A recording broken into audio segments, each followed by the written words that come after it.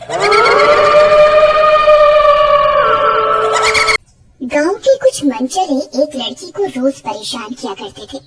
रोज रोज की छेड़खानी से तंग आकर एक दिन वो लड़की गांव की नदी में कूद जाती है। अरे ये क्या? ये लड़की तो अपनी जान देना चाहती है, मुझे इसे बचाना होगा। फिर हीरा भी उसके पीछे पीछे नदी में कूद जाता है और किसी तरह उस लड़की की जान बचा लेता है। ये सब घटना वहाँ पेड़ पर रह रही चुड़ैल देखती है।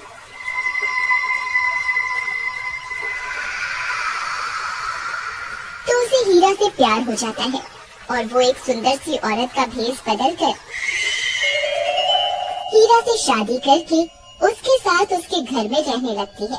फिर कुछ समय बीतने के बाद उनके घर एक प्यारी सी बच्ची का जन्म होता है। हीरा बच्ची को गोद में लेकर बहुत खुश होता है, लेकिन रेशमा मन ही मन डर रही होती है। अरे रेशमा, क्या हुआ? देखो ना, भगवान ने हमें कितनी सुंदर बिटिया दी है। रेशमा मन ही मन सोचती है, मैंने तो खुद पर काबू पा लिया है, लेकिन मेरी बेटी अभी छोटी है। कहीं गांव वालों को पता चल गया कि ये चुड़ैल है तो वो इसे जिंदा नहीं छोड़ेंगे। फिर कुछ ही दिनों में रेशमा की बेटी दूसरे बच्चों के मुकाबले बहुत तेजी से बड़ी हो रही थी। एक दिन वो गांव के बच्चों के साथ खेल रही होती है। अरे सुमन, देख तो सही, ये रेशमा की बेटी कितनी जल्दी बड़ी हो गई है।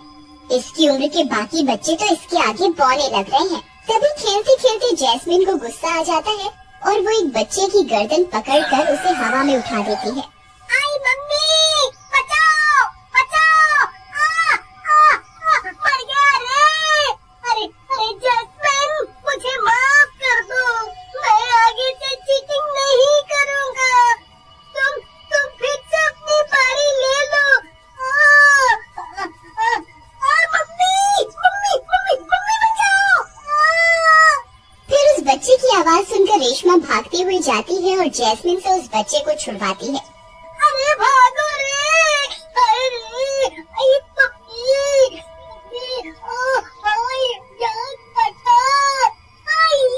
जैस्मिन, ये तुम क्या कर रही थी? मैंने तुम्हें मना किया था ना कभी किसी भी बच्चे को हाथ मत लगाना। लेकिन माँ, उसने मेरे साथ चीटिंग की। मैंने तो सिर्फ उसे हल्का सा हाथ ही लगाया था और वो मम्मी मम्मी करके रोने लगा।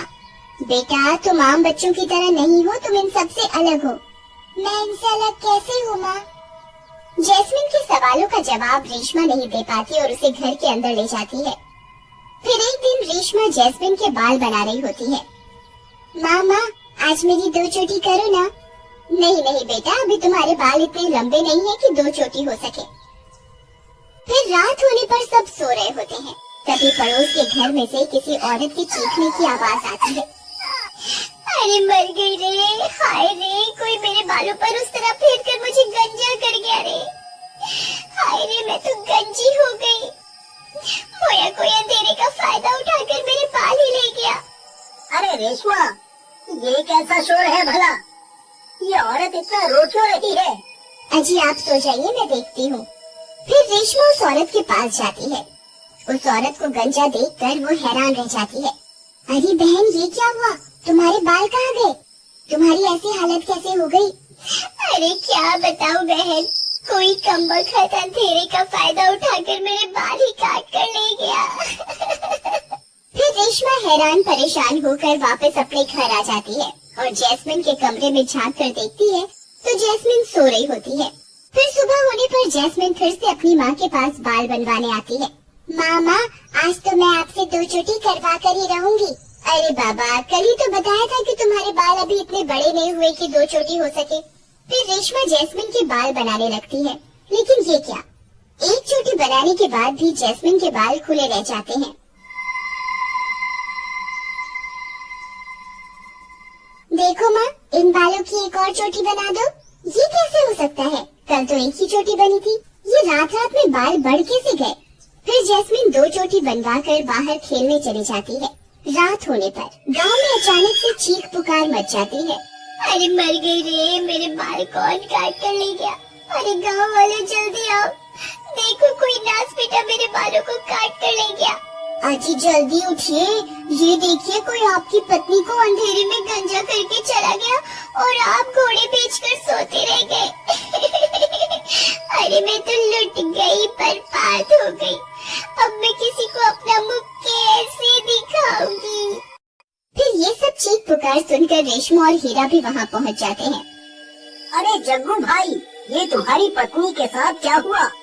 उनके बाल कहाँ गए? पता नहीं भाई, मैं तो सो रहा था। रात के अंधेरे में कोई आया और इसके बालों पर उस तरह फेर के चला गया। रेशमा भी सोच में पड़ जाती है कि आखिर कौन है जो गांव की औरतों को गंजा कर रहा है। फिर अगले दिन जब जैस्मिन अपने बाल बनवाने माँ के पास आती है तो उसकी आंखें फटी की फटी रह जाती हैं। जैस्मिन के बाल कई फीट बढ़ चुके होते हैं। अरे जैस्मिन, ये क्या, तुम्हारे बाल रातों रात इतने कैसे बढ़ गए? माँ, आप तो जानती हैं मुझे बड़े बालों का कितना शौक है। अब मैं बालों को खुला ही रखूंगी। फिर इतना बोलकर जैस्मिन बाहर बच्चों के साथ खेलने चली जाती है। उसके लंबे बाल देखकर उन गंजी औरतों की आंखें फटी की फटी रह जाती हैं और उनका शक यकीन में बदल जाता है। अरे दैया, जरा इसके बाल तो देखो, कल तक तो कितने छोटे थे, रात रात में कितने बढ़ गए। तभी रेशमा भागती हुई जाती है और जैस्मिन को वापस अपने साथ घर के अंदर ले जाती है। अरे रेशमा, ये जैस्मिन के बालों को क्या हुआ?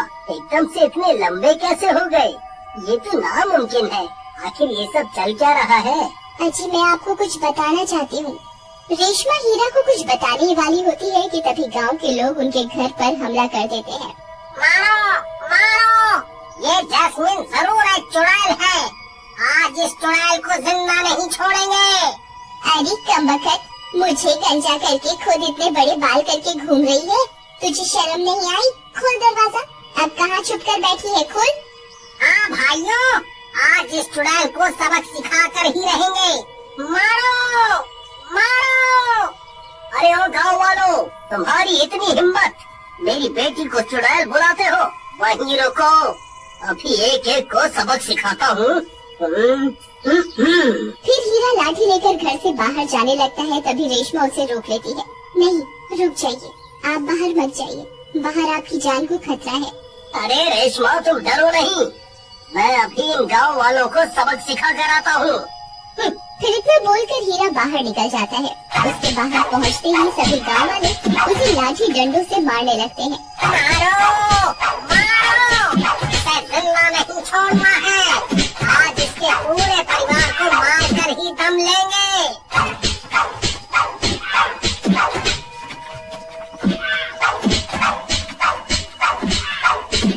फिर रेशमा हीरा को बचाने के लिए घर से बाहर दौड़ पड़ती है। लगता है अब मुझे असली रूप में आना ही होगा, नहीं तो ये लोग इन्हें जिंदा नहीं छोड़ेंगे।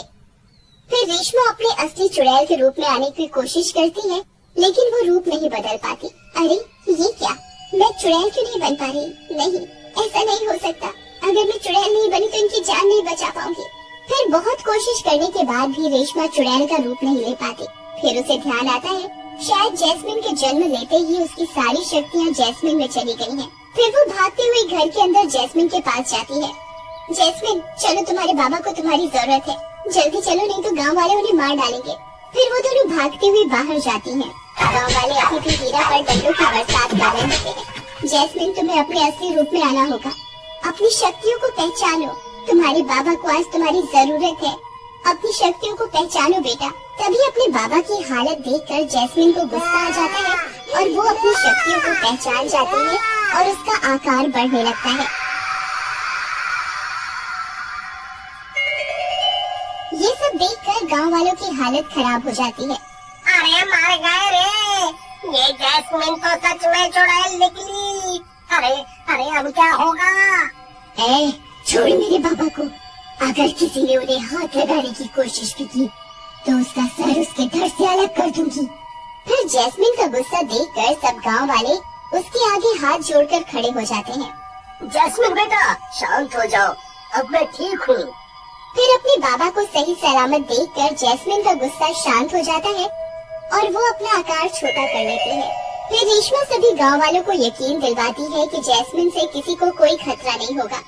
वो अपनी शक्तियों का इस्तेमाल सिर्फ गांव की भलाई के लिए ही करेगी। फिर जैस्मिन अपनी शक्तियों से सब औरतों के बाल उन्हें वापस लौटा देती है।